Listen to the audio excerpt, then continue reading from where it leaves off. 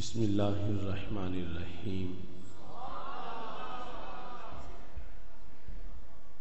رب اشرح لی صدری ویسر لی امری واحلل عقدۃ من لسانی یفقہوا قولی احمدک اللہم یا مجیب کل سائل والصلاة والسلام على من هو افضل الوسائل وعلى آلہ واصحابہ ذوی الفضائل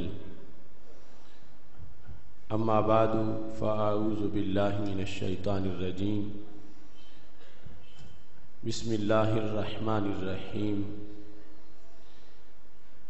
انا کفیناک المستہزئین صدق اللہ العظیم وصدق رسولہ النبی الکریم الامین ان اللہ وملائکتہ یصلون علی النبی یا ایہا الذین آمنوا صلوا علیہ وسلموا تسلیما الصلاة والسلام علیکہ یا سیدی یا رسول اللہ وعلی آلک واصحابک یا حبیب اللہ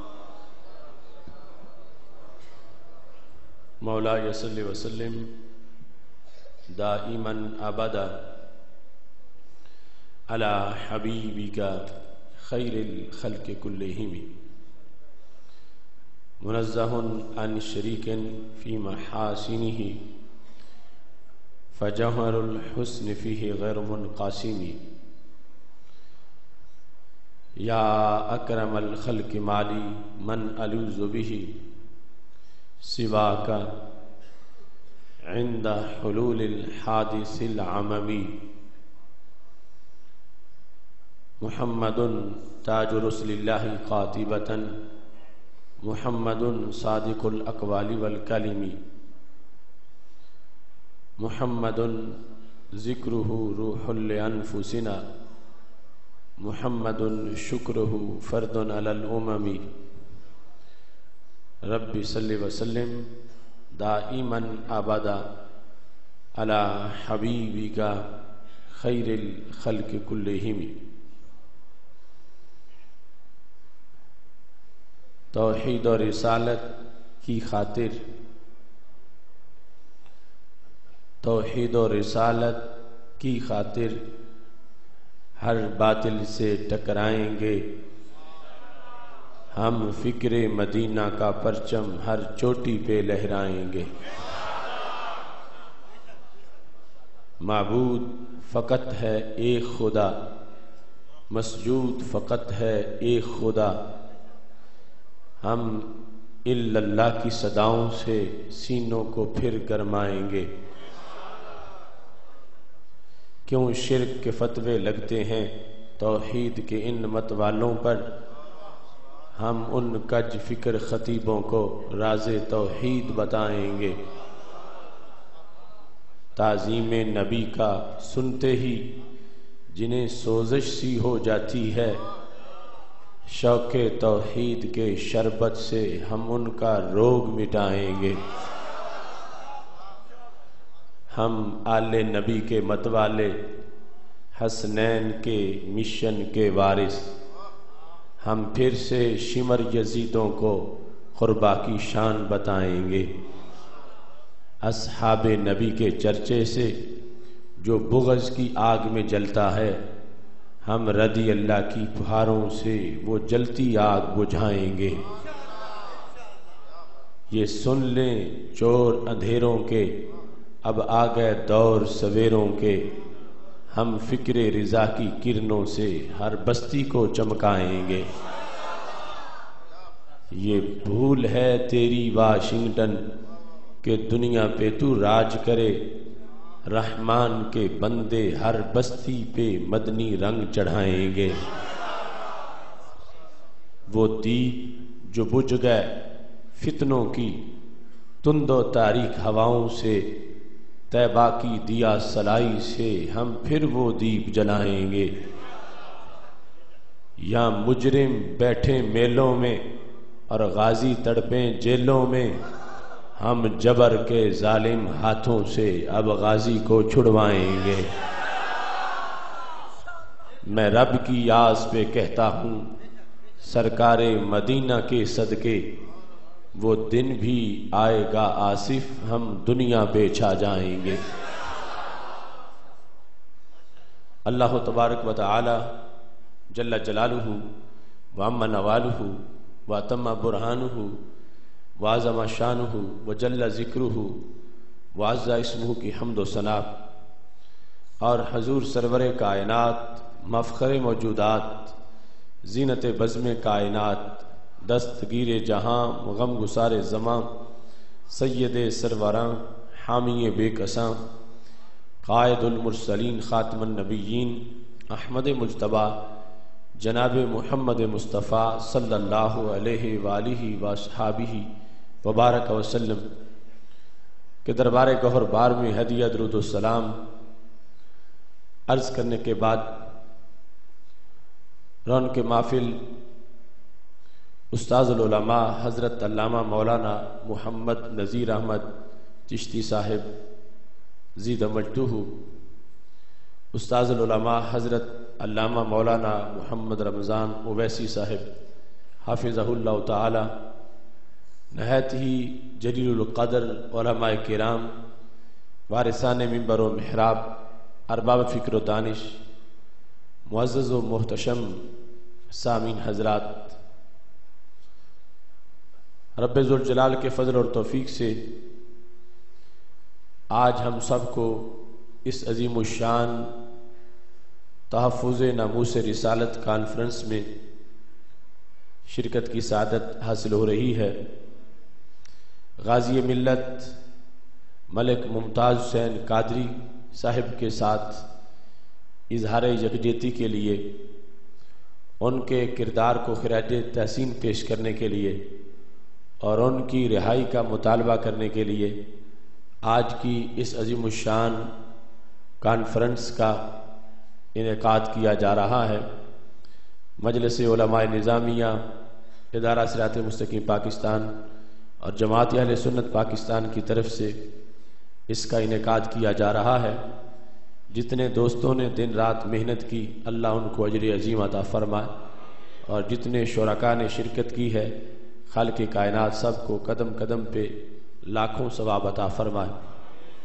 مجھ سے پہلے آپ نے استاذ الاساتذہ شیخ الحدیث حضرت علامہ خادم حسین رضوی صاحب امیر فدایان ختم نبوت پاکستان کا خطاب سماعت کیا، اور یقیناً آپ نے یہ محسوس کیا ہوگا کہ تحفظ ناموس رسالت کا فریضہ کتنا بڑا فریضہ ہے، اور اس فریضے کی ادائیگی پر رب ذوالجلال کتنا اجر و ثواب عطا فرماتا ہے۔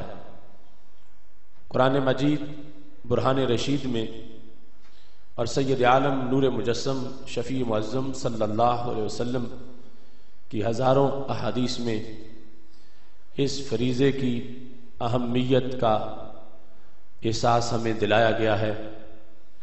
نماز دن میں 5 مرتبہ ہے، زکوٰۃ سال کے بعد 1 مرتبہ ہے، حج پوری زندگی میں 1 مرتبہ ہے، مگر ناموس رسالت کے تحفظ کا فریضہ ہر سیکنڈ میں ہر مسلمان پہ لازم ہے۔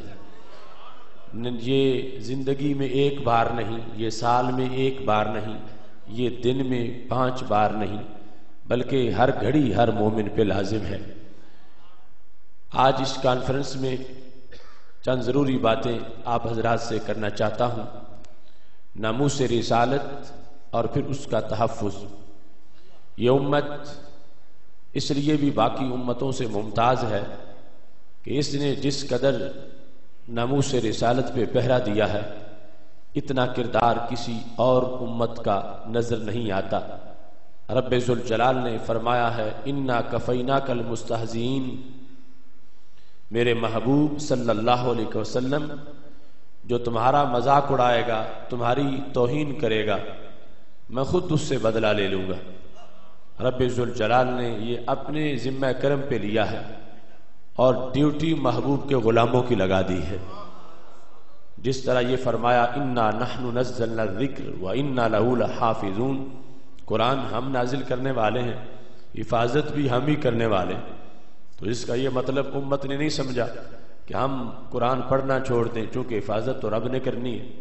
سب نے یہی مطلب سمجھا کہ اگرچہ ہم میں سے ایک بھی حافظ نہ بنے، رب تو حفاظت کرے گا، لیکن رب ذوالجلال نے اس امت کے بچے بچے کو حافظ بنا کے دنیا پر یہ واضح کیا کہ یہ بلا وجہ امتوں کے سردار نہیں، یہ کام ہی سرداروں والے کرنے والے ہیں۔ جیسے خالق کائنات جل جلالہ نے قرآن مجید کی حفاظت محبوب صلی اللہ علیہ وسلم کی امت سے کروائی ہے، ایسے ہی صاحب قرآن حضرت محمد مصطفیٰ صلی اللہ علیہ وسلم کی عزت و ناموس کی حفاظت رب ذوالجلال نے اس امت کی افراد سے کروائی ہے۔ یاد رکھنا کہ شان رسالت کو سمجھنے کے لحاظ سے آج بہت سے مقامات پر کوتاہی برتی جا رہی، جس کی وجہ سے گستاخیاں جنم لیتی ہیں اور جس کے نتیجے میں معاذ اللہ کہیں خاکے بنتے ہیں اور کہیں دیگر گستاخیوں کے دھندے کیے جاتے ہیں۔ رب ذوالجلال کو ماننا ایک لحاظ سے آسان ہے کہ جب خالق کائنات جل جلالہ پر یقین اور ایمان رکھتے ہوئے اس کا تذکرہ کیا، اس کی صفتوں کا ذکر کیا، عقل نے سوچنا چاہا وہ دیکھتا ہے تو دیکھتا کیسے ہے، سنتا ہے تو سنتا کیسے ہے۔ شریعت نے کہا یقین رکھو وہ دیکھتا ہے سنتا ہے، باقی جنت میں دیدار ہوگا تو سب کچھ پتہ چل جائے گا۔ وہ الہ ہے اور عقل کے ترازو پہ تولا نہیں جا سکتا۔ اس طرح اطمینان آ گیا، ذہن کو سکون آ گیا کہ وہ اللہ ہے اور ہم اپنی عقل کے ترازو پہ اس کو تول نہیں سکتے۔ شان رسالت کا معاملہ اس سے مختلف ہے، اس واسطے کہ جس نے ماننا ہے وہ بھی انسان ہے اور جنہیں ماننا ہے وہ بھی عظیم انسان ہے، وہ اللہ نہیں اللہ کے عظیم بندے ہیں۔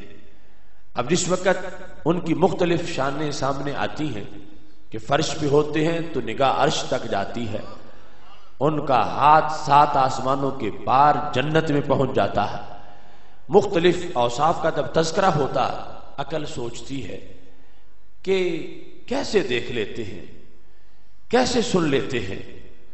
اب یہاں یہ تو کہا نہیں جا سکتا کہ وہ اللہ ہیں اور عقل کے ترازو پہ تولے نہیں جا سکتے، یہاں جا کر آزمائش شروع ہو جاتی۔ ایک طریقہ اوروں کا ہے اور ایک طریقہ ہمارا ہے۔ دوسری کمپنیاں ان کے سوچنے کا انداز یہ ہے، وہ کہتے ہیں جنہیں ماننا ہے ہماری ذات میں ان کی صفتوں کی مثل موجود ہے، کان ان کے ہیں کان ہمارے بھی ہیں، ہاتھ ان کے ہیں ہاتھ ہمارے بھی ہیں، آنکھیں ان کی ہیں آنکھیں ہمارے بھی ہیں۔ جو اپنے آپ کو شیشہ بنا کے شان رسالت کو سمجھنا شروع کرتے ہیں تو بالآخر گمراہ ہو جاتے ہیں، بالآخر گستاخیوں پہ اتر آتے ہیں، چونکہ بونے سے قد میں اس عظیم سلطان کا دیدار کیسے ہو سکتا ہے اور منحوس چہرے میں اس نور ازل کے جلوے کو کیسے محسوس کیا جا سکتا ہے۔ یہ انداز ناقص ہے اور ہمارا انداز کیا ہے؟ صفہ سے لے کر آج تک شان رسالت کو اور ناموس نبوت کو سمجھنے کے لحاظ سے ہمارا انداز یہ ہے کہ ہم ان کی اوصاف کو سمجھنے کے لیے پلٹ کے اپنے آپ کو نہیں دیکھتے بلکہ شان قدرت کو دیکھتے ہیں کہ جس نے انہیں بنایا ہے وہ رب کتنی قدرتوں والا ہے، جس نے انہیں خلافت عظمی عطا فرمائی ہے، اپنی تخلیق کا شاہکار بنایا، وہ کتنی قدرتوں والا ہے۔ اس بنیاد پہ جس وقت کوئی بندہ سوچتا ہے اور آگے بڑھتا ہے اس کے لیے رستے کھلتے چلے جاتے ہیں، اس کو شان رسالت کا ادراک ہوتا اور پھر وہ ناموس رسالت پر پہرا دینے کا کردار ادا کرتا ہے۔ اس لیے بریلی کے تاجدار عشاق کے سالار حضرت امام احمد رضا خان فاضل بریلوی رحمۃ اللہ علیہ نے جو طریقہ بتایا تو وہ کہتے اللہ کی سرتبہ قدم شان ہے یہ، انسان نہیں انسان وہ انسان ہے یہ، قرآن تو ایمان بتاتا ہے انہیں، ایمان یہ کہتا ہے میری جان ہے یہ۔ تو یہ طریقہ ہے کہ سمجھنا انہیں ہے مگر دیکھنا رب کی طرف ہے. اللہ کی سرتبہ قدم شان ہے یہ، انسان نہیں انسان، وہ انسان ہے. یہ بنیادی فرق ہے ہمارا اور دوسروں کا. دوسرے لوگوں نے اپنے فتاوا میں یہاں تک لکھ دیا کہ ان کی دو جہتیں ہیں، ایک جہت نبوت والی ہے، دوسری بشریت والی ہے. تو نبوت میں تو ٹھیک ہے کیونکہ ان پہ وحی اترتی، ہم پہ وحی نہیں اترتی، فرق ہے. مگر جسم ہمارے ایک جیسے، بشریت میں ہم ایک جیسے. یہ وہ فکری غلطی ہے کہ جس کی وجہ سے انسان پھسلتا اور پھر گستاخیوں تک جا پہنچتا ہے اور آگے خطرناک وادیوں میں داخل ہو جاتا ہے. اللہ کا فضل ہے کہ خالق کائنات جل جلالہ نے ہمارے عظیم اسلاف کی وجہ سے ہمیں وہ سوچ دی ہے جو صفہ سے چل کے آئی، اور ناموس رسالت اور اس کے پرپہرے کے لحاظ سے وہ انداز ہے جو صحابہ کرام رضی اللہ تعالی عنہم سے چل کے آیا ہے. اب وہاں کیا صورتحال ہے؟ کیا وہاں یہی ہے کہ صرف واحد کا فرق ہے اور باقی معاملہ سب ایک جیسا ہے؟ ہرگز ایسا نہیں. اب دیکھیے بخاری شریف میں حدیث شریف موجود ہے، ہمارے آقا صلی اللہ علیہ وسلم مسجد نبوی شریف میں نماز ظہر کی جماعت کروانے کے بعد مسجد قباء کے علاقہ میں تشریف لے گئے بنی عمر بن عوف کی صلح کروانے کے لیے. ابھی واپس نہیں پہنچے تھے کہ مسجد نبوی شریف میں عصر کی اذان ہو گئی، جماعت کا ٹائم ہو گیا. تو صحابہ کرام رضی اللہ تعالیٰ عنہ نے حضرت صدیق اکبر رضی اللہ تعالیٰ عنہ سے درخواست کی کہ وہ جماعت کرائیں. تو حضرت صدیق اکبر رضی اللہ تعالیٰ عنہ جماعت کرانے کے لیے مصلی پہ کھڑے ہو گئے. اتنے میں ہمارے آقا صلی اللہ علیہ وسلم بھی تشریف لے آئے.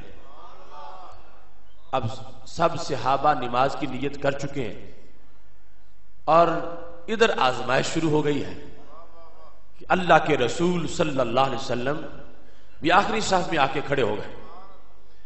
جو کنسپٹ دوسرے لوگوں کا ہے ان کے نزدیک توحید یہ ہے، وہ کہتے ہیں کہ نماز میں اگر اللہ کے نبی کا معاذ اللہ خیال آئے، وہ معاذ اللہ اس لحاظ سے کہہ رہا ہوں کہ وہ کہتے ہیں گائے گدھے کے خیال سے برا خیال،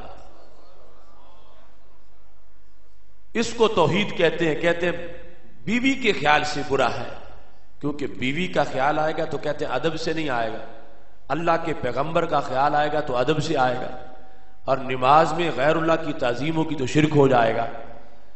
یہ دلیلیں آج بھی ان کی چھپتی ہیں کیونکہ انہوں نے صرف واحد کا فرق مانا، باقی کہتے ہم ایک جیسے ہیں.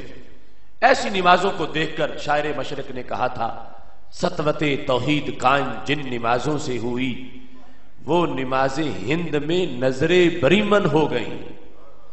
کہ ویسے تو توحید سے، نماز سے سطوت توحید قائم ہوئی، مگر ہندوستان میں نمازیں بریمن کی نظر ہو گئی کہ ایسی نمازوں کا تذکرہ ہونے لگا کہ جس میں سرکار کے خیال کو معیوب سمجھا جا رہا. اب مسجد نبوی شریف ہے، صحابہ کرام رضی اللہ تعالی عنہم آخری صف والے دیکھ رہے ہیں کہ محبوب علیہ السلام تشریف لے آئے. اب اگر آج کے کچھ لوگوں والی سوچ ہوتی تو کہتے ہم تو رب کی نماز پڑھ رہے ہیں، اب ہم کیا کر سکتے ہیں؟ اگر نماز سے باہر ہوتے تو پھر استقبال کرتے، پھر آگے لے جاتے. اب اللہ کی نماز ہو رہی ہے تو نماز کے دوران ہم کچھ نہیں کر سکتے. اور دوسری سوچ وہ ہماری سوچ ہے جو وہاں سے چل کے آئی ہے کہ ٹھیک ہے نماز ہو رہی ہے مگر جو رسولوں کے بھی امام ہیں تو امت کی آخری صف میں کیسے کھڑے ہو جائیں؟ نماز ہے مگر بتائی تو انہوں نے ہے کہ یہ نماز. اب صحابہ کرام رضی اللہ تعالی عنہم کے نزدیک آداب رسالت کیا ہے، ناموس رسالت کیا ہے؟ صحابہ کرام رضی اللہ تعالی عنہم نے اب پوچھ تو سکتے نہیں، مسئلہ نیا اور پہلی بار پیدا ہوا، پوچھ نہیں سکتے کہ یا رسول اللہ صلی اللہ علیہ وسلم اگر حالت نماز میں آپ تشریف لے آئیں تو پھر ہم نماز پڑھیں یا آپ کی طرف متوجہ ہوں؟ اب جو پہلے پڑھا ہے اسی کی روشنی میں عمل کرنا ہے. اللہ کے فضل سے پاس ہو گئے. صحابہ کرام رضی اللہ تعالی عنہم نے فیصلہ کر لیا نہ نماز توڑیں گے اور نہ ہی محبوب کی تعظیم چھوڑیں گے.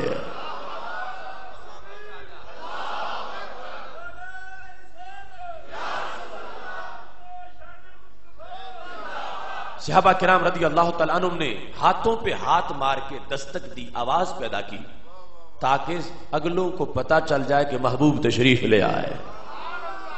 اب صفوں میں رستہ بننا شروع ہو گیا۔ نبی اکرم نور مجسم شفیع معظم صلی اللہ علیہ وسلم چلتے چلتے پہلی صف میں تشریف لے گئے۔ جب وہاں پہنچے تو امام نے بھی ادب کرنا شروع کر دیا۔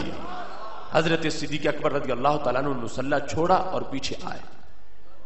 اب جس وقت نمازی حالت نماز میں مسجد نبوی شریف میں سرکار دو عالم صلی اللہ علیہ وسلم کے لیے جگہ بنا رہے تھے تو بتاؤ کیا انہیں خیال نہیں آیا تھا؟ خیال آیا تھا، اور خیال بھی ادب سے آیا تھا، خیال بھی تعظیم سے آیا تھا۔ ادب کے پیش نظر نماز میں انہوں نے رستہ بنانا شروع کیا، اور چلو ان کا جو فعل تھا۔ محبوب علیہ السلام کا اس پر تبصرہ کیا تھا؟ ہمارے نبی علیہ السلام نے کیا یہ فرمایا کہ صحابہ تم نماز پڑھو جیسے پڑھ رہے ہو، مجھے چھوڑ دو، اب نماز کی طرف متوجہ رہو؟ رب کعبہ کی قسم محبوب علیہ السلام نے یہ نہیں فرمایا، بلکہ جو صحابہ نے پروٹوکول کا اہتمام کیا محبوب نے قبول فرما لیا۔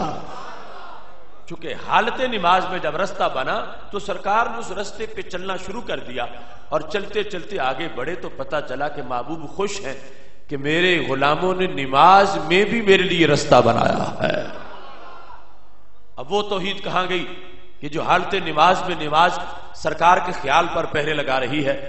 یہاں تو خیال آیا، ادب سے آیا، اور سب کو آیا، اور نماز بھی سب کی ہوتی رہی۔ اور جس وقت امام نے تعظیم شروع کی تو میرے نبی علیہ السلام نے فرمایا مکانک ابو بکر، جماعت کراتے رہو، جہاں کھڑے ہو وہیں رہو۔ تو حضرت صدیق اکبر رضی اللہ تعالیٰ عنہ پھر بھی پیچھے ہٹا ہے۔ امت نے آخری صف سے محبوب علیہ السلام کو مصلی پہ پہنچا دیا۔ اب جو کہتے ہیں صرف بحث کا فرق ہے، جسم ہمارے ایک جیسے ہیں، کوئی کہتا ہے اتنا مانو جتنا بڑے بھائی کو مانا جاتا ہے، کوئی کہتا ہے جتنا گاؤں کے چودھری کو مانا جاتا ہے، کوئی کہتا ہے پوسٹ مین اور ڈاکیے کو جتنا مانا جاتا ہے اتنا ہی ان کا مقام ہے۔ تو میں آپ سے پوچھتا ہوں کیا بڑا بھائی آئے تو مصلی چھوڑنا جائز ہوتا ہے؟ کیا گاؤں کا چودھری مسجد میں آ جائے تو نمازیوں کے لیے صفوں میں رستہ بنانا جائز ہوتا ہے؟ کیا امام کو مصلی چھوڑنا جائز ہوتا ہے؟ ہرگز جائز نہیں ہوتا۔ تو پتہ چلا فلک کو اس بلندی پر بھی وہ عظمت نہیں حاصل جبین خاک سے پوچھو مقام نقش پا کیا ہے۔ کروڑوں بڑے بھائی ان کے گرد راہ پہ قربان کیے جا سکتے ہیں۔ رب ذوالجلال نے اتنی بڑی شان دی ہے، اتنا بڑا مرتبہ دیا ہے کہ وہ تشریف لاتے ہیں تو امام مصلی چھوڑ کے پیچھے ہٹاتا ہے۔ جب میرے نبی علیہ السلام نے جماعت کرا دی، جماعت کے بعد پوچھا ابو بکر میں نے تجھے کہا تھا کہ تم جماعت کراتے رہو، تم نے مصلی کیوں چھوڑا؟ اب دیکھنا ناموس رسالت کیا ہے۔ حضرت صدیق اکبر رضی اللہ تعالیٰ عنہ جن کے پائے کا اس امت میں کوئی انسان نہیں، بلکہ ساری امتوں میں نبیوں کے بعد جن کا پہلا نمبر ہے وہ حضرت صدیق اکبر رضی اللہ تعالیٰ عنہ کہتے کیا ہے؟ کہنے لگے ما کان لابن ابی قحافہ ان یصلی بین یدی رسول اللہ صلی اللہ علیہ وسلم، محبوب میں ہوں ابو قحافہ کا بیٹا، آپ ہو رب کے رسول، میرے لیے جائز کب تھا کہ میں آپ کے آگے کھڑا ہو کے نماز پڑھتا رہتا؟ میری حیثیت کیا تھی کہ میں آگے رہتا آپ پیچھے رہتے؟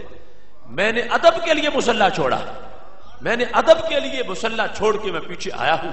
اب دیکھو کتنا بڑا مرتبہ ہے، کتنا بڑا مقام ہے۔ آج جو لوگ ہمسری کے دعوے کرتے ہیں، کہتے ہیں وہ ہم جیسے، ہم ان جیسے ہیں، وہ حضرت صدیق اکبر سے تو پوچھیں۔ وہ صدیق اکبر رضی اللہ تعالی عنہ، ہم کروڑوں جن کے قدموں کی خاک تک نہیں پہنچ سکتے، وہ صدیق اکبر رسول اللہ صلی اللہ علیہ وسلم کے سامنے اپنا یہ ذکر بھی نہیں کرتے کہ میں ہوں صدیق اکبر، اور محبوب آپ ہو رب کے رسول۔ صدیق چھوٹا ہوتا ہے، رسول بڑا ہوتا ہے، بلکہ وہ اپنا ذکر یوں کرتے، کہتے ہیں میں ہوں ابو قحافہ کا بیٹا اور تم ہو رب کے رسول۔ میری حیثیت کیا ہے کہ میں آپ کے سامنے کھڑا ہو کے نماز پڑھوں؟ اپنا نام بھی نہیں لیتے، اپنے باپ کے ذریعے سے ذکر کہہ کے، جو ایک عمومی انداز ہوتا ہے، میں ابو قحافہ کا بیٹا ہوں، آپ رب کے رسول ہو۔ اس واسطے محبوب میں نے ادب کرتے ہوئے مصلی چھوڑ دیا ہے۔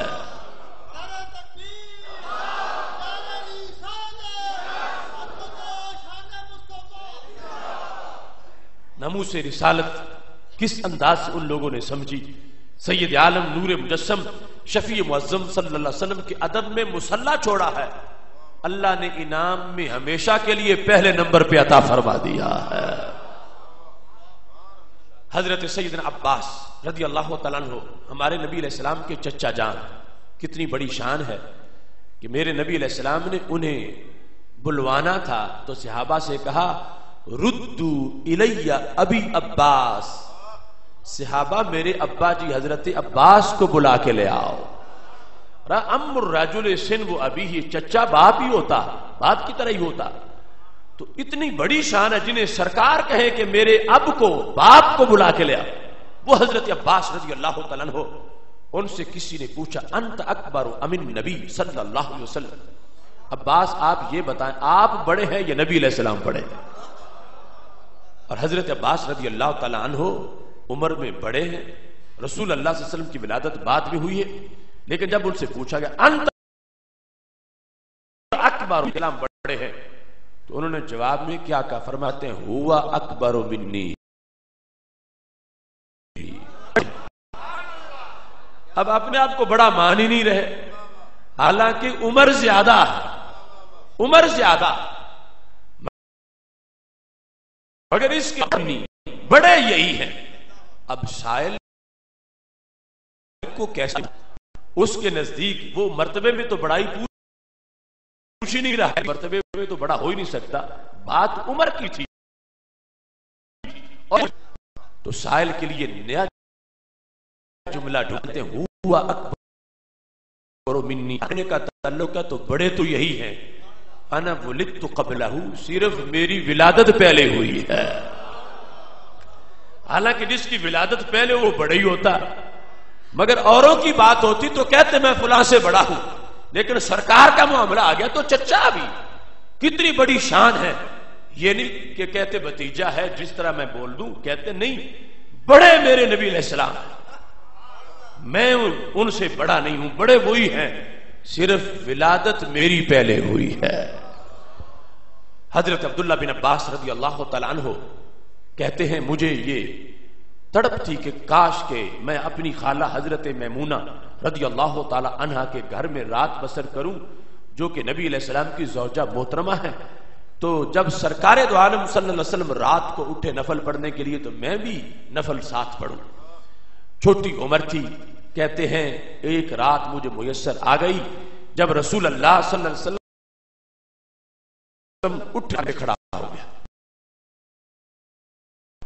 موجود ہے حضرت عبداللہ بن عباس رضی اللہ تعالیٰ عنہ کہتے ہیں یوں ہاتھ پیچھے کر کے مجھے کھینچ کے اپنے برابر کھڑا کر لیا.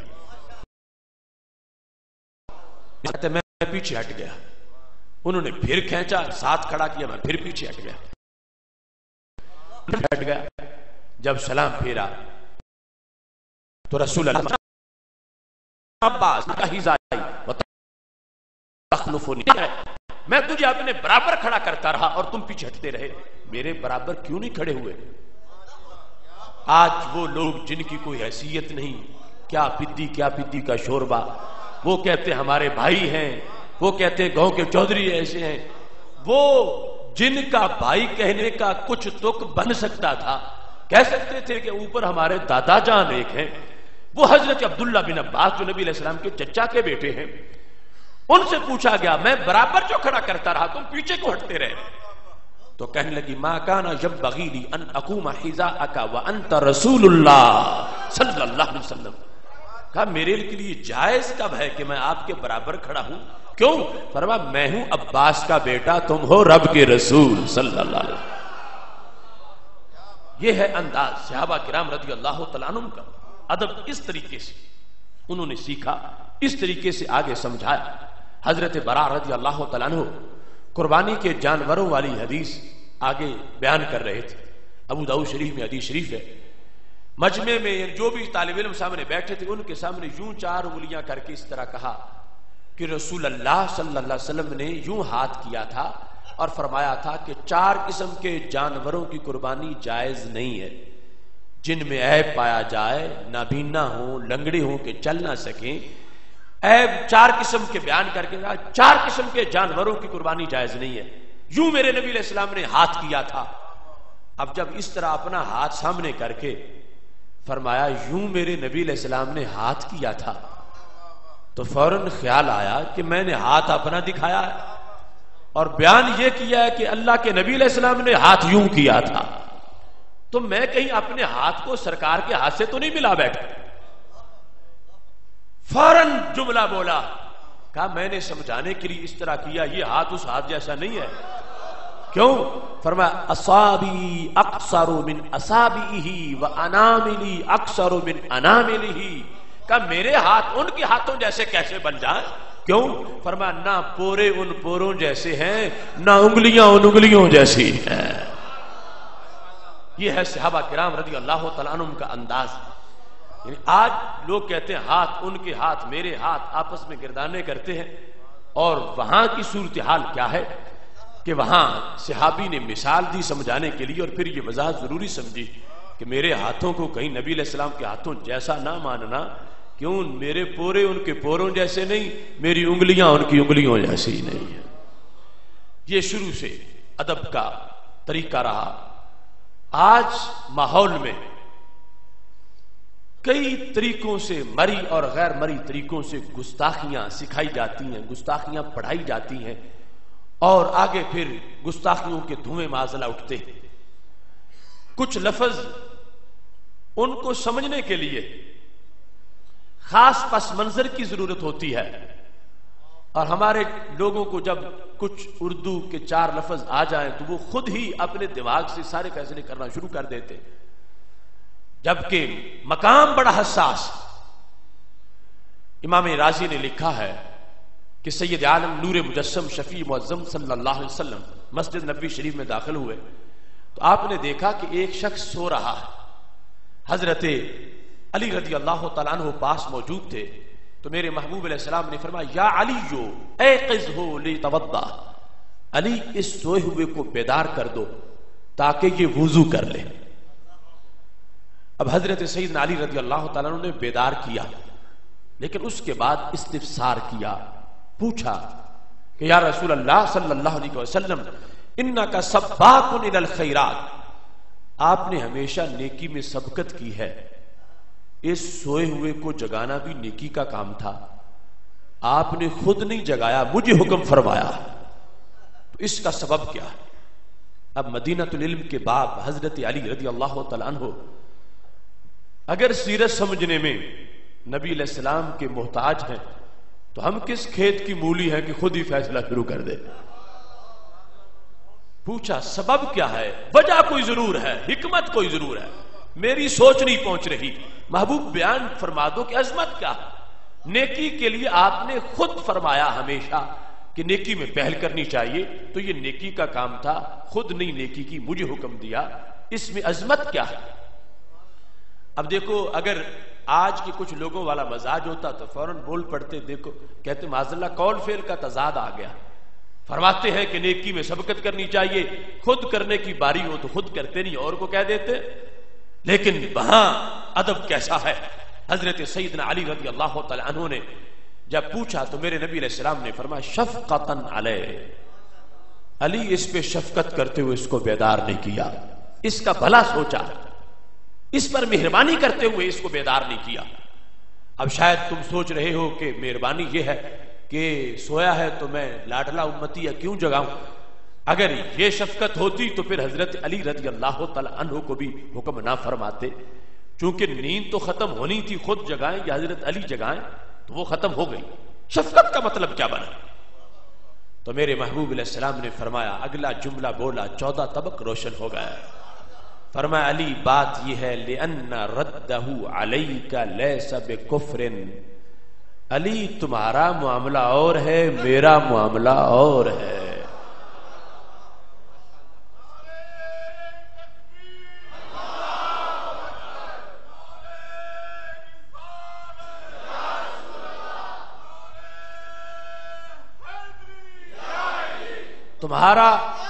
تمہارا جگانا اور ہے، میرا جگانا اور ہے. تمہارے جگانے پہ نہ جاگنا اور ہے، میرے جگانے پہ نہ جاگنا اور ہے. لِأَنَّ رَدَّهُ رَدَّهُ عَلَيْكَ لَيْسَ بِكُفْرٍ، حالت نیند میں اگر تمہارے جگانے کو اس نے مسترد کر دیا تو کفر نہیں ہوگا، اور میرے جگانے کو مسترد کر دیا تو کفر ہو جائے گا۔ رب یہ نہیں دیکھے گا کہ سویا ہوا تھا، رب یہ دیکھے گا جگانے کون آئے ہیں۔ اس واسطے علی تجھے کہا ہے یہ سو رہا ہے مگر اس کا نبی تو جاگ رہا ہے۔ مجھ سے برداشت نہیں ہوا کہ لاڈلے امتی نے اتنی محنت سے نمازیں پڑھی ہیں، روزے رکھے ہیں، اور تھوڑی سی بات میں سب کچھ لٹ جائے اور یہ رائے گاہ چلا جائے۔ مجھ سے برداشت نہیں ہوا، ڈھونڈنے نکلی ہے مجرم کو شفاعت تیری۔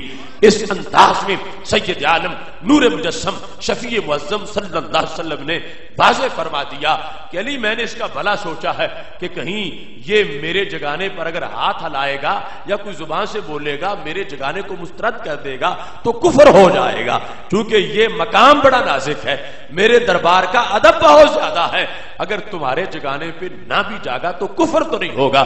اس واسطے میں خود نیکی کرتا ہوں پھر بھی ہوں، کسی اور کرتا ہوں پھر بھی مالا مال کرتا ہوں۔ آج جس وقت مختلف الفاظ قرآن و سنت کے ہمارے کچھ لوگ پڑھتے ہیں، سکولوں کالجوں کے کچھ پروفیسر ڈاکٹر اس طرح کے ہیں، ایک لفظ دیکھا کہ اس کا معنی ہے توبہ، ایک لفظ دیکھا نسیان کا معنی ہے بھول، تو اس سے پھر آگے نتائج نکالنا شروع کر دیتے ہیں۔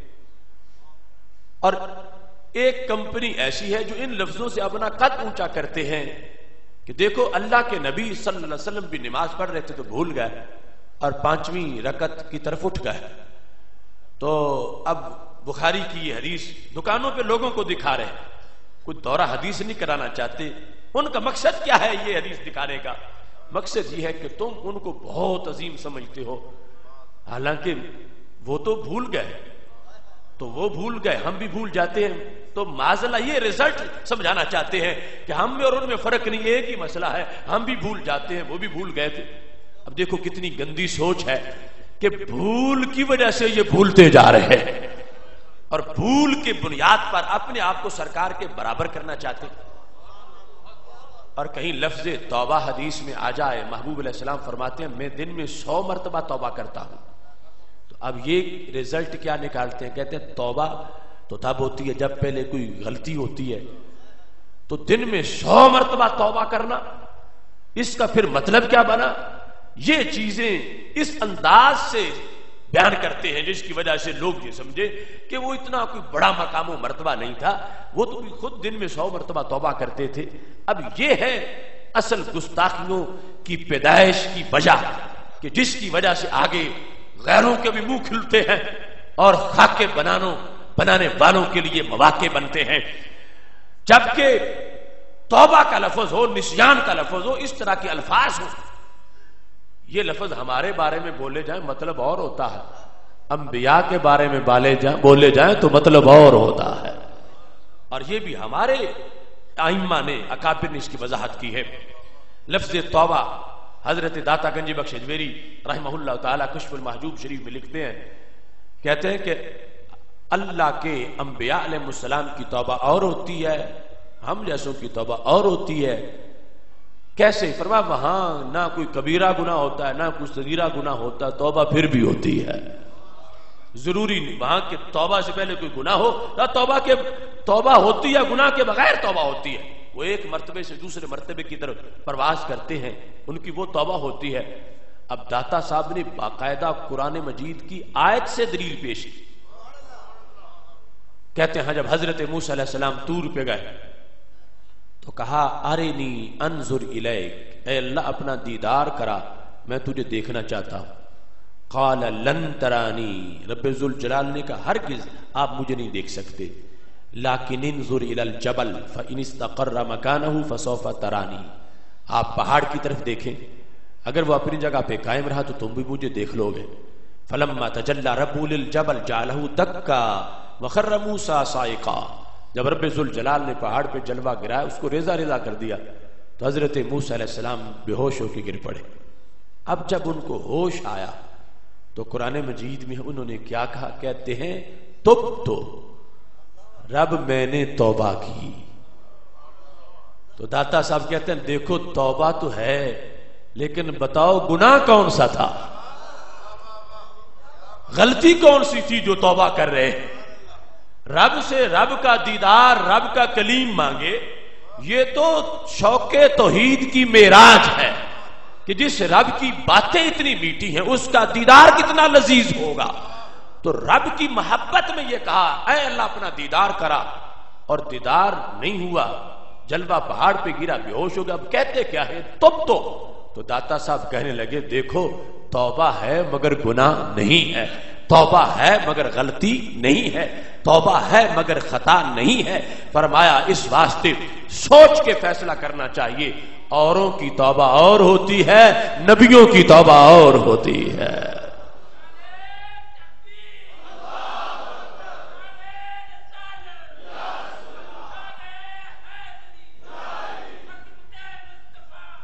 तो ये वाजे किया दाता साहब रहमतुल्लाह अलैह ने कि वो तुब तो बोल के कह रहे थे, अल्लाह आज तक जो काम भी किया तुझसे पूछ के किया, ये तुझसे दीदार पूछे बगैर ही मांग लिया, तो अब मैं तौबा करता हूं, अब मांगना होगा तो पूछ के मांगूंगा।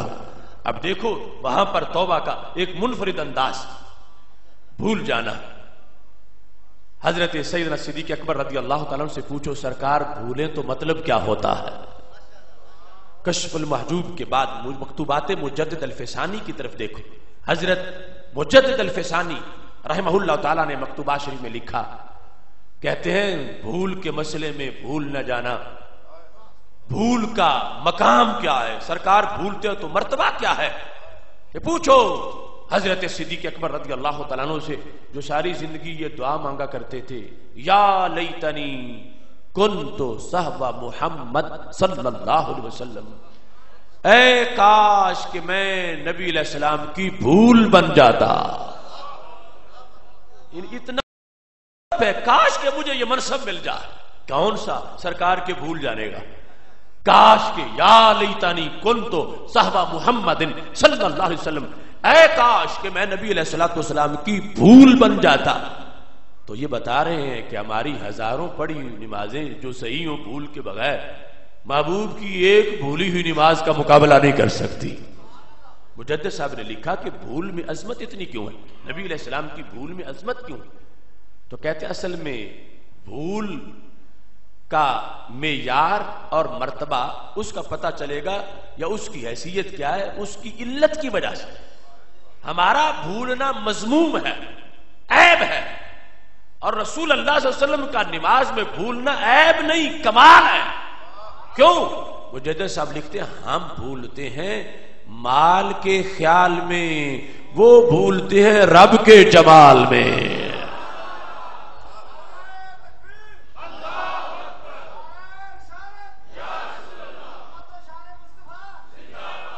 इस बुनियाद पर वहां बायस और है, वहां भूल में भी इंकिशाफ, वहां भूल में भी लज्जत है, वहां भूल में अल्लाह के जमाल में डूबे हुए हैं, अल्लाह का दीदार हो रहा हालत नमाज के अंदर।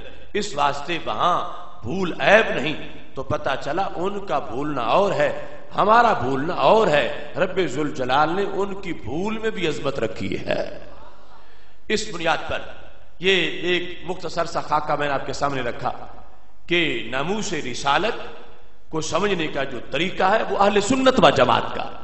और दूसरे लोगों ने जो यहां तक कहना शुरू कर दिया कि सिर्फ वाहिद का फर्क है, बाकी बशरियत और जिस्मानियत वो हम एक जैसे हैं, इससे जाकर आगे गुस्ताखियां जन्म लेती हैं और इसी से ही सारी हलाकतें शुरू होती हैं। अल्लाह का फजल है कि रब्बे जुल जलाल ने हमें अदब वाला दीन अता किया है, और इसकी बरकत यह है कि दूसरे लोगों के 8-8 साल पढ़े हुए लोग उलमा जिनको कहते हैं वो चौक में खड़े हों, अबू अंधेरा महसूस होते हैं, हमारे अनपढ़ भी सवेरा महसूस होते हैं।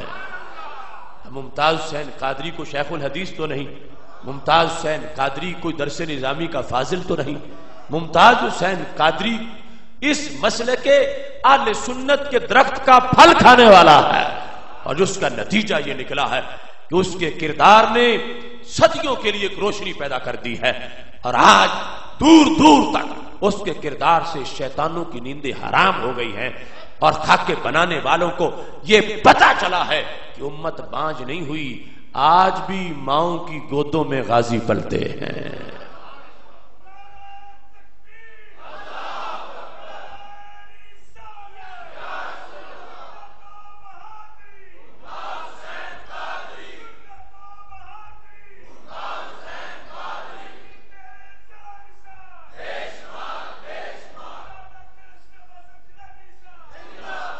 چونکہ یہ فرض بڑا ہے تو اس فرض پر اجر بھی بڑا ملتا ہے۔ اب دیکھو اس کی واضح مثال ہمارے سامنے ہے، لاکھوں نمازی ہیں، لاکھوں روزے دار ہیں، لاکھوں حاجی ہیں، مگر ممتاز حسین قادری ان لاکھوں میں ممتاز ہے۔ 2011 4 جنوری سے پہلے اسے کوئی جانتا نہیں تھا، آج اسے کوئی بھولتا نہیں ہے۔ دل سب کے ہی مصروف تھے، دل میں تو ایک بندے کے دل میں جگہ بنانا بڑا مشکل ہے، وہ کروڑوں دلوں میں جگہ بنا گیا۔ تو یہ جگہ کیسے اس کے لیے بن گئی؟ پہلے صرف امی کا پیارا تھا، اب پوری امت کا پیارا ہے۔ پہلے صرف اپنے خاندان کا پیارا تھا، اب ہر صاحب ایمان کا پیارا ہے۔ یہ جگہ کیوں بنی؟ یہ ایجنسیوں نے نہیں بنائی، وہ بیچاری بنا ہی نہیں سکتی، یہ عرش سے اترا ہوا تحفہ ہے۔ اللہ کا فرمان ہے، ان الذین آمنوا وعملوا الصالحات سیجعل لهم الرحمن ودا، بے شک وہ لوگ جو ایمان لائے اور انہوں نے نیک کام کیے، اللہ ان کی محبت دلوں میں پیدا فرما دے گا۔ تو ایمان والے نے نیک کام کیا ہے، رب نے محبت نازل کر دی ہے۔ ہمارا قرآن سچی بات کرتا ہے، اور آج دل دل میں غازی کی محبت کا منظر نظر آ رہا ہے۔ عشق کی ایک جست نے کر دیا قصہ تمام، اس زمین و آسماں کو بے کراں سمجھا تھا میں۔ حضرت عمیر رضی اللہ تعالیٰ عنہ نے جب اسماء بنت مروان کو قتل کیا تھا، میرے نبی علیہ السلام نے فرمایا جس نے تازہ جنتی دیکھنا ہو وہ عمیر کو دیکھ لے۔ تو صحابہ بدر سے اسی رات ہی واپس آئے تھے، اور بدر والوں کو رب جھانک کے دیکھتا رہا تھا۔ حدیث شریف میں ہے، اتنا اونچا مرتبہ ہے بدر والوں کا، مگر اس تازہ جنتی کو دیکھ کے ان کو بھی رشک آ گیا۔ حضرت عمر رضی اللہ تعالیٰ عنہ نے کہا تسرع فی طاعت اللہ وانہ اعمی، لوگوں نابینا ہو کے بازی لے گیا ہے، نابینا اور کتنا آگے گزر گیا، تسرع گھس گیا ہے اللہ کی طاعت میں، گھس گیا ہے، کتنا ہم سے آگے نکل گیا۔ تو میرے نبی علیہ السلام نے کہا عمیر کو نابینا کوئی نہ کہے، رب نے اس کو آنکھوں والوں سے بڑی شان عطا فرمائی ہے۔ اس واسطے آج حسد نہیں کرنا چاہیے، اس انسان کا کردار بڑا، اس نے بڑا فریضہ ادا کیا اور رب نے اس پر اس کو بڑا اجر عطا کر دیا ہے، اور ہم خوش نصیب ہیں کہ ہم بھی تازہ عرش کا تحفہ سینوں میں محسوس کر رہے ہیں۔ ایک تو ہمارے دلوں میں پرانی محبت، اور وہ بھی برکت ہے۔ پرانی محبت کس کی؟ داتا صاحب کی، کہ ولیوں کی محبت رب نے ہمیں ازل سے دی ہوئی ہے، داتا صاحب کی، خواجہ صاحب کی، حضرت شیر ربانی کی، یہ اعلی حضرت فاضل بریلوی کی، اپنے بزرگوں کی محبت، وہ ہماری ہوش سنبھالتے ہی ہمارے ساتھ ہے، لیکن یہ پچھلے سال سے تازہ تحفہ ملا ہوا ہے۔ تو ہمیں خوش بختی ہے، رب کا شکر ادا کرنا چاہیے کہ ہمارے سینوں میں رب کا دیا ہوا تازہ تحفہ موجود ہے، کہ وہ کردار، اس کی بنیاد پر اللہ نے ایک ایسا مقبولیت کا سلسلہ ان کا پیدا کر دیا۔ اور یاد رکھیں، جو اس کردار پر برکت ملتی ہے تو اس کردار کے طرف پشت کرے تو پھر نحوست ملتی ہے، پھر نسلیں اجڑ جاتی ہیں، نام مٹ جاتا اور حیثیت ختم ہو جاتی ہے۔ ابو داؤد شریف میں حدیث شریف ہے، صحاح میں موجود ہے، صحابہ کرام رضی اللہ تعالی عنہم حضرت ام المومنین سیدہ عائشہ صدیقہ رضی اللہ تعالی عنہا کے حجرے میں سبق پڑھنے گئے ہوئے تھے، درمیان میں پردہ تھا، وہ مسئلہ بتاتی تھی، دیکھا تو حجرے میں نیزہ پڑا ہوا تھا، تو پوچھا ام المومنین امی جان اس نیزے سے کیا کرتی ہو؟ تو کہا اقتل بہ ھذی الاوزاغ، میں اس سے چھپکلیاں مارتی ہوں۔ تو پوچھا ان کا جرم کیا؟ کہا یہ گستاخ رسول ہے، کیوں؟ کہا میں نے سمعت رسول اللہ صلی اللہ علیہ وسلم، میں نے نبی علیہ السلام سے سنا تھا کہ جب حضرت ابراہیم علیہ السلام کے لیے آگ جلائی گئی تھی تو ہر جانور تڑپ گیا تھا کہ کاش کہ میں پہنچوں اور آگ بجھاؤں۔ ظلم کتنا ہے کہ رب کے خلیل کے لیے آگ جل رہی، ہر جانور تڑپا تھا۔ فرمایا کانت تنفخ فیہا، کانت تنفخ فیہا، یہ پھونکے مارتی تھی، چھپکلی پھونکے مارتی تھی۔ تو نبی علیہ السلام نے فرمایا یہ جہاں نظر آئے اس کو قتل کرو، اللہ تمہیں بندگی کا ثواب عطا فرمائے گا۔ اب یہاں کئی باتیں سوچنے والی، ایک تو یہ ہے کہ اگر کوئی بندہ نیت کر لے گستاخ کو مارنے کی اور نیت کر لے پیغمبر علیہ السلام کی حمایت کی، نیت پکی ہو اور اس کے خلاف کوئی کرینہ موجود نہ ہو، اللہ اس کو غازی کا ثواب عطا فرما دیتا ہے۔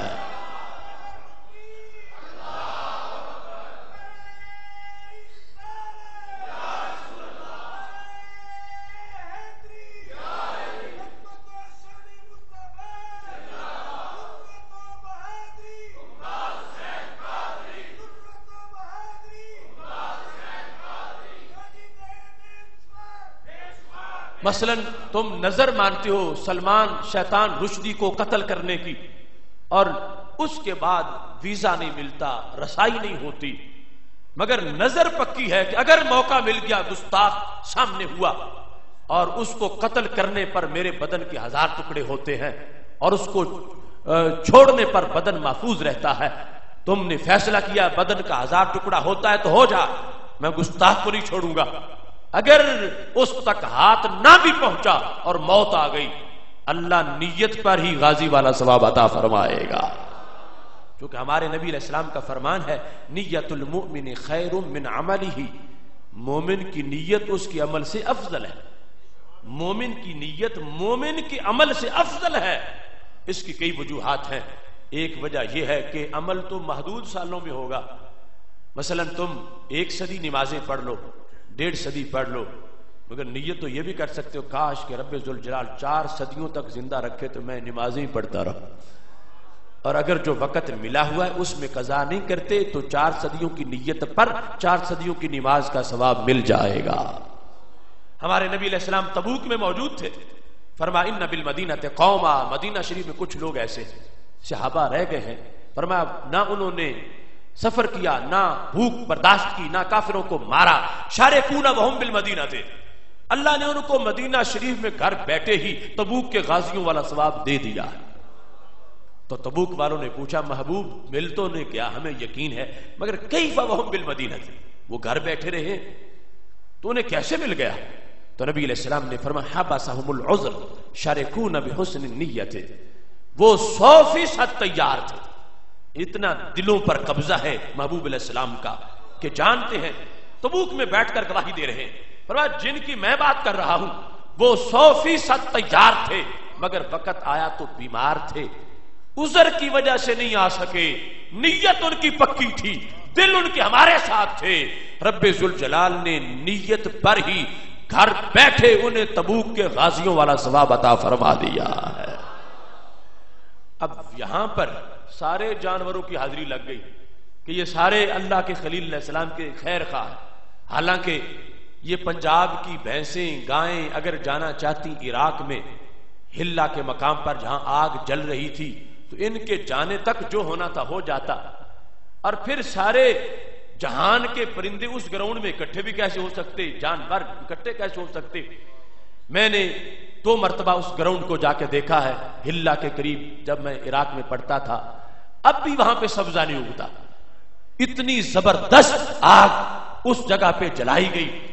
اب یہ جو تڑپ رہے تھے نہ کوئی ان کے بجھانے سے بجھنی تھی، نہ انہوں نے پہنچنا تھا، مگر نیت تو ظاہر ہو گئی، تو رب ذوالجلال نے سب کو سٹیٹس عطا کر دیا، ان کی حیثیت اور بنی، اور جو پھونکے مارنے والی تھی ان کی پھونکوں سے کوئی جلنا بھی نہیں تھا، آگ نے وہ تو ویسے ہی جل رہی تھی، مگر نسل برباد ہو گئی، نسل منحوس ہو گئی، نسل منحوس ہو گئی۔ کیوں؟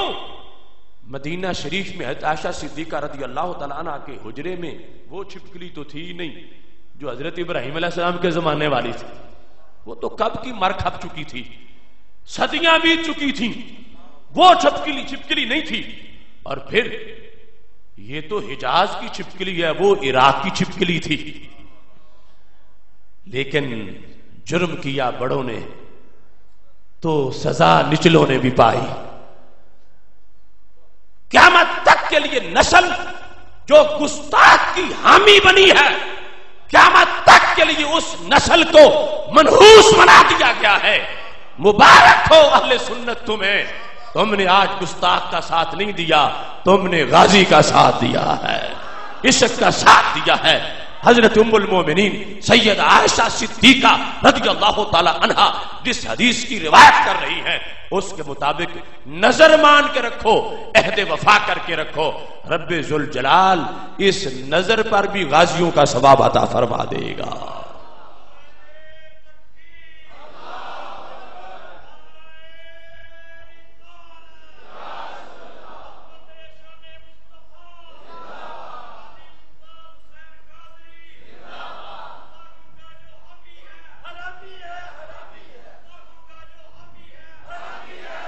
اب دیکھو کتنی واضح صورتحال اس حدیث شریف میں موجود ہے۔ میں کہتا ہوں ہر عاشق رسول کا دلدار قادری، اب بن گیا ہے عشق کا معیار قادری، عہد رواں کا قول اور اقرار قادری، فیض رضا سے پیکر کردار قادری، صدیوں میں نور جائے گا اس شیر مرد کا، اب بن گیا ہے عشق کا مینار قادری، جب تک نہ غازی باہر ہو اڈیالہ جیل سے تو ہونا چاہیے اپنا بھی گھر بار قادری۔ میں کہہ رہا ہوں حاکموں سے خوب جان لو، اب ہر گلی میں پاؤ گے تیار قادری، جس دن سے وہ گستاخ پہ تلوار بنا ہے اس دن سے بن گیا ہے میرا یار قادری۔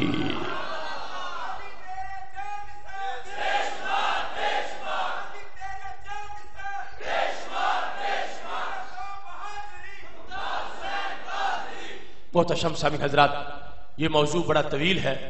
اس سلسلہ میں ہم نے گزشتہ سال 9 جنوری کو ایوان اقبال لاہور میں تحفظ ناموس رسالت سیمینار منعقد کیا اور دلائل پیش کیے، پھر 26 اکتوبر کو گزشتہ سال عشق رسول صلی اللہ علیہ وسلم سیمینار کیا اور اس فتنے کا مقابلہ کیا جو فتنہ جدیدہ ہے اور جو اس موضوع پر شکوک و شبہات پیدا کرنے والا انداز تھا، اس کا ہم نے جواب دیا۔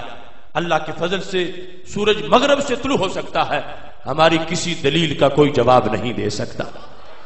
اب انشاءاللہ 7 اپریل کو لاہور کی سرزمین پر عقیدہ توحید سیمینار منعقد ہو رہا ہے، 4تھا عقیدہ توحید سیمینار۔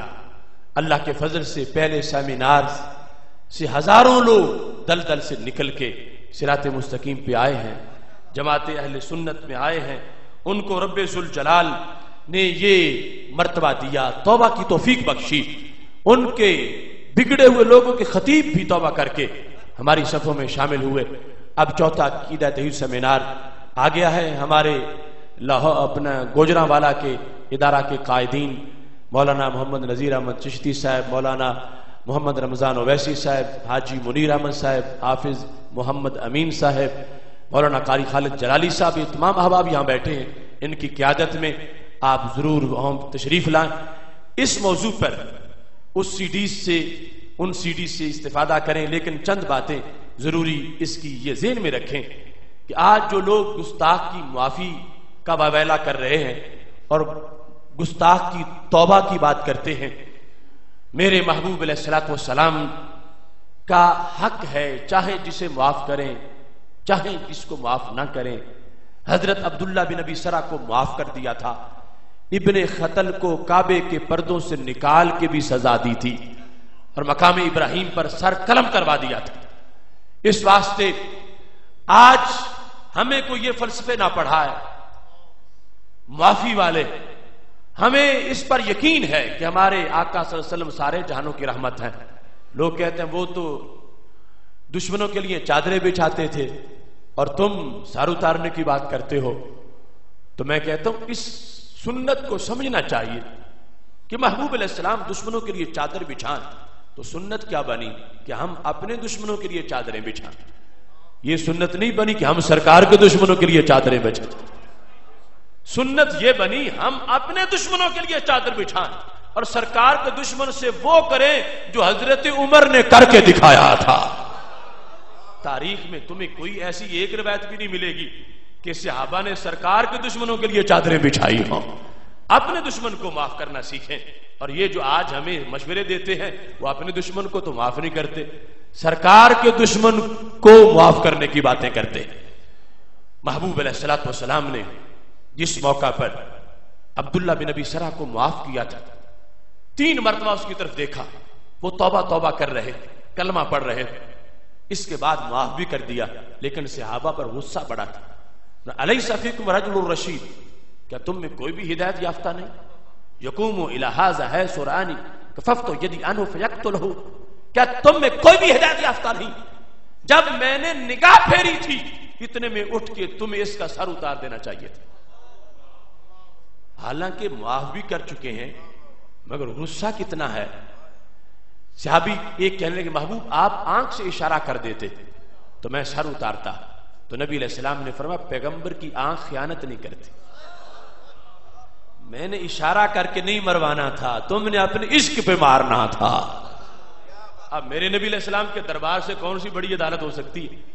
ایک بندہ توبہ کرنے آیا ہوا ہے لیکن سرکار کی مرضی کیا ہے، بات ریکارڈ پر آنے سے پہلے اس کا صفایا ہو جائے.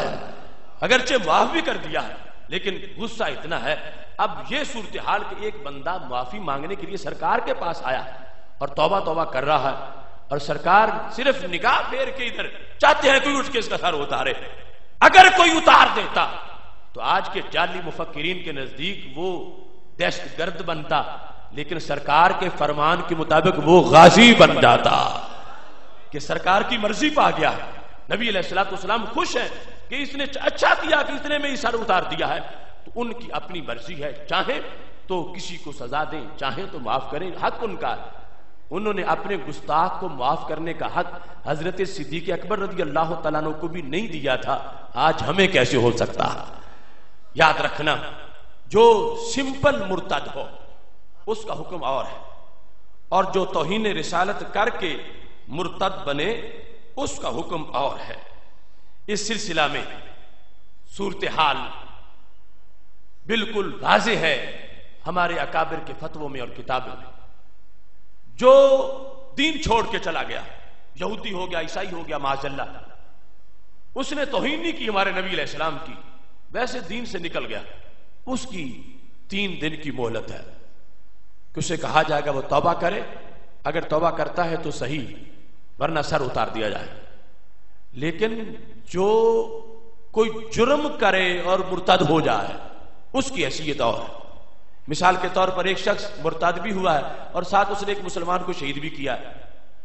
اب مرتد ہونے کے لحاظ سے اس کو 3 دن دیے جائیں کہ وہ توبہ کر لے. اگر توبہ کرتا ہے تو واپس آ جائے گا، مگر جو اس نے قتل کیا ہوا ہے وہ سزا تو ملے گی اس کو. ایسے ایک شخص ہمارے نبی علیہ السلام کو گالی دے کے مرتد ہوا تو اب وہ مرتد بھی ہوا، ساتھ اس نے سرکار کے حق پہ حملہ بھی کیا. تو اب بھی اس کی یہی سزا ہو کہ اس کو صرف 3 دن اس کو دیے جائیں گے، توبہ کرتا تو واپس لے لیا جائے. یہ تو ارتداد کا بدلہ ہوا، دین چھوڑنے کا. جو سرکار کو سزا دی، سرکار کے حق پر جو حملہ اس نے کیا اس کی سزا سرکار کی طرف سے کیا ہے، وہ سزا اس کے لحاظ سے آج لوگ معافی کی باتیں کر رہے ہیں. آج لوگ مرتد پہ اس مرتد کو قیاس کر رہے ہیں. یاد رکھنا جو میرے نبی علیہ السلام کی توہین کر کے مرتد ہوا ہے اس کے لیے توبہ نہیں ہے، اس کے لیے معافی نہیں ہے، اس کے لیے 3 دن کیا 3 منٹ بھی نہیں ہے. عاشق اپنا کام پورا کرتا ہے، اللہ اس کا انعام پورا فرما دیتا ہے. اس بنیاد پر آج امت کی روح میں یہ سوغات موجود ہے.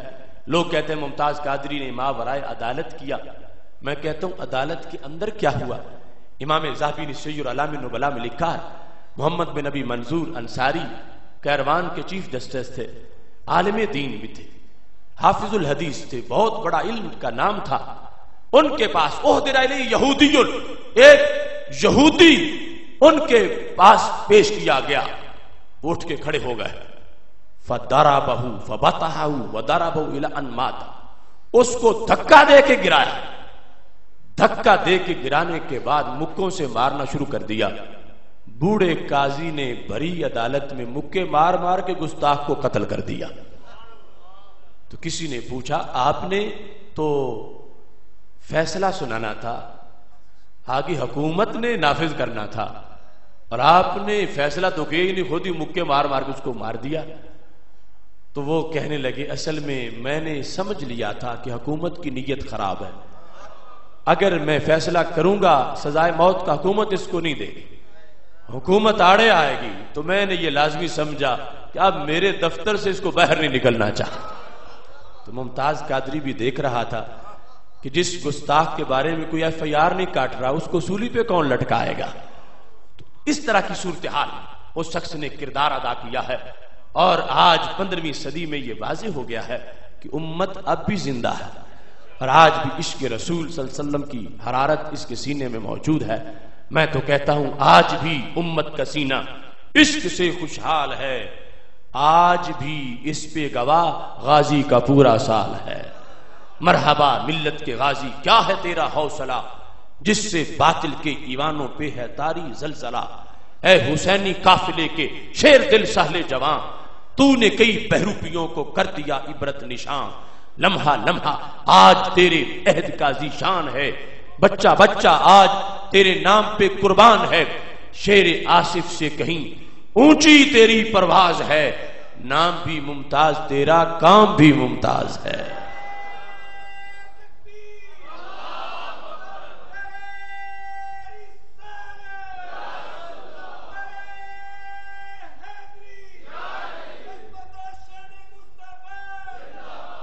یہ ایک سوال پوچھا گیا ہے کہ قبر پر حاضری دینے کا شرعی طریقہ کیا ہے۔ اس سلسلہ میں مجدد دین و ملت امام اہل سنت حضرت امام احمد رضا خان فاضل بریلوی رحمہ اللہ تعالیٰ کے فتاوی میں یہ طریقہ لکھا گیا کہ قبر سے 4 قدم دور کھڑے ہو کر فاتحہ شریف پڑھی جائے، ان کے وسیلے سے دعا مانگی جائے۔ یاد رکھنا کہ کسی بھی قبر کا طواف ناجائز ہے، کسی قبر کو بھی کوئی جو سجدہ کرتا ہے اگر تعظیم کی وجہ سے کرتا ہے حرام کرتا ہے، اگر عبادت کا کرتا ہے تو کفر کرتا ہے۔ ہرگز یہ اس طرح کی چیزیں اہل سنت کے مسلک میں نہیں ہیں۔ ہمارا مسلک وہ ہے جو ہمارے بزرگوں نے قرآن و سنت کی روشنی میں کتابوں میں لکھا۔ ملنگوں کے طریقے ہمارا مسلک اس پر مشتمل نہیں ہے، وہ گھڑے ہوئے لوگوں کے اپنے طریقے ہیں۔ اس واسطے اپنے مسلک کو پہچان کر اس کے مطابق اپنی زندگی بسر کرنی چاہیے۔ اس دعا پہ بات ختم کر رہا ہوں۔ الہی پر اثر میری دعا کر، بجاہ مصطفیٰ خیر الورا کر، خدا بندہ دعا میری یہی ہے، میرے ممتاز غازی کو رہا کر۔ وآخر دعوایا ان الحمدللہ رب العالمین۔